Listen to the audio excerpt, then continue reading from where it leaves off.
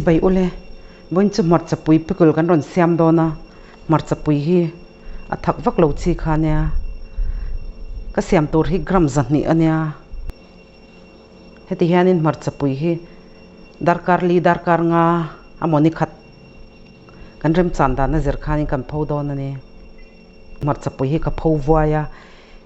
Hmarcha hianin masala kan thun dona chumi tur chuan kan lo siam phot don ani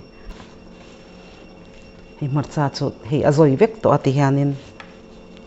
anun hi ti hian kan payanga anun kha ka paya chuanin ti hian a chunga mi hi kan phor chuak don ani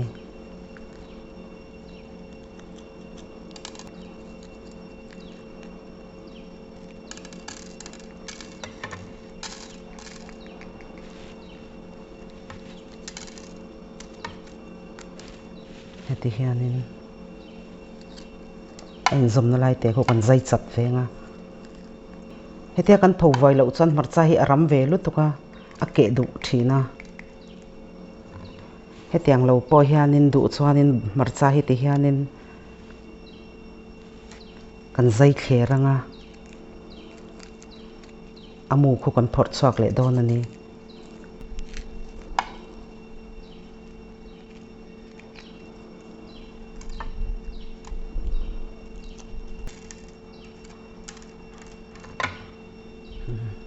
tiang hianin chu tiang thawin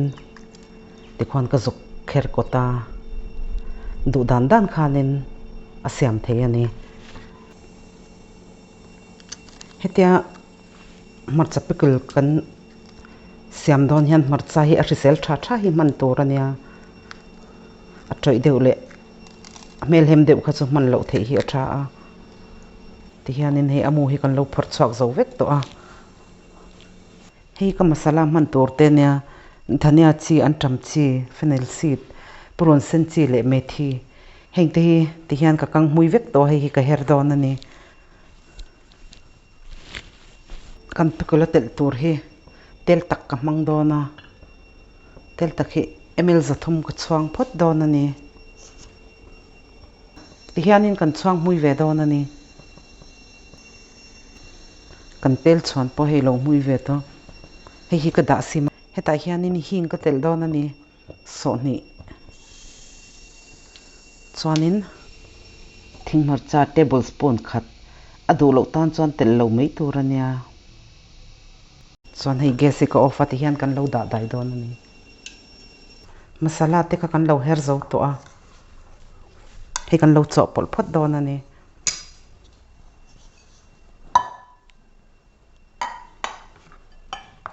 Hmarcha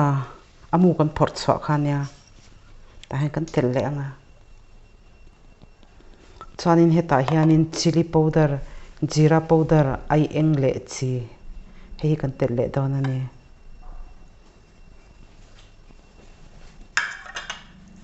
chuan Purunsen chi kan mui kha kan tel le a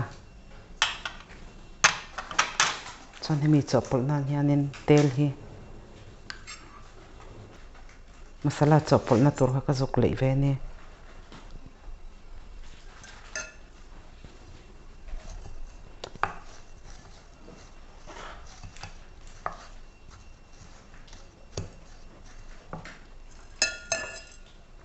tela hianin Thinghmarcha le Hing kha kan tela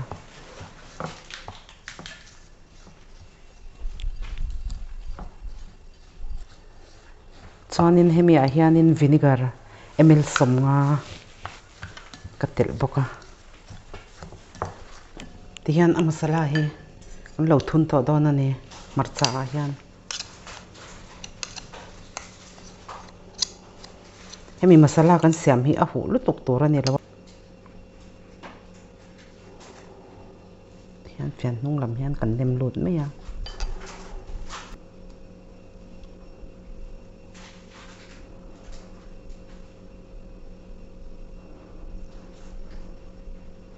top khleng hian lai khleng hianin kan thun lut don ani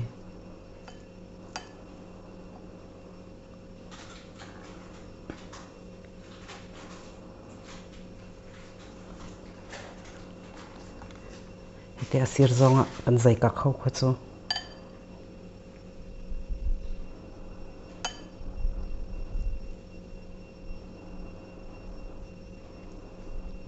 hi poi kan no ve don ani ti hianin muk dewin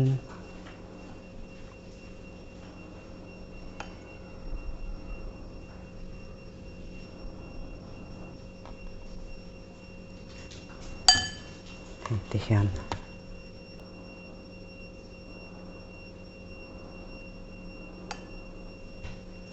hianin fian hnung lam hianin te hian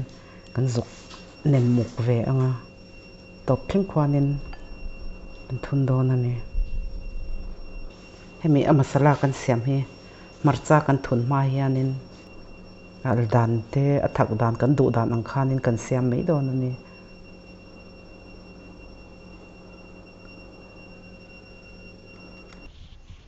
ti hianin masala pawh kan lo thun zo vek to a masala kha abang nem vak lawa he kara kan tel don ani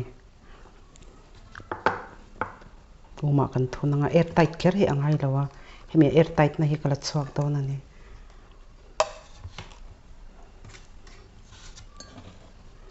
chuanin hei kan tel chuan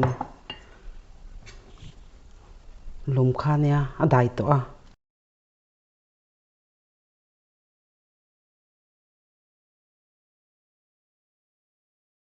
tela kan zuk chi ati hianin che rei kha angai lawa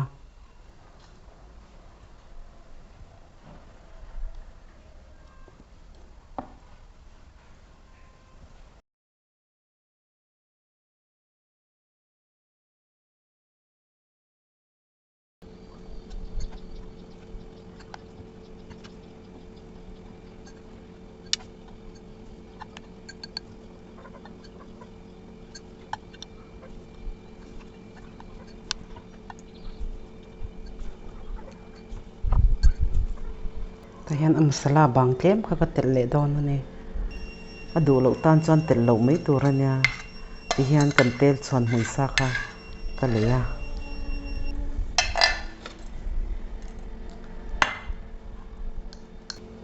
heti anga pickle han siam hi chuanin kumhni khat hi chu a thange nge ani ama ro chu soi to ang khanin tel te hianin a chim tha tur ania Hmarchapui phei hi chu a rei tul tula ama hi ti hianin a ron hnipa a tui tul mai ani nisa ni thum vel kan phawanga chumi hnu chuan ei thei to dona fridge khan da khera ngai lawa chuan ti khanin in chung a rem na na khan kan da mai don ani rei tak kan da don te ni chuan kan pho ve le zo thin anga thain ti zong te ni chuan in lo siam ve don ania thil siam te min lo thlir saka wangin ka lo me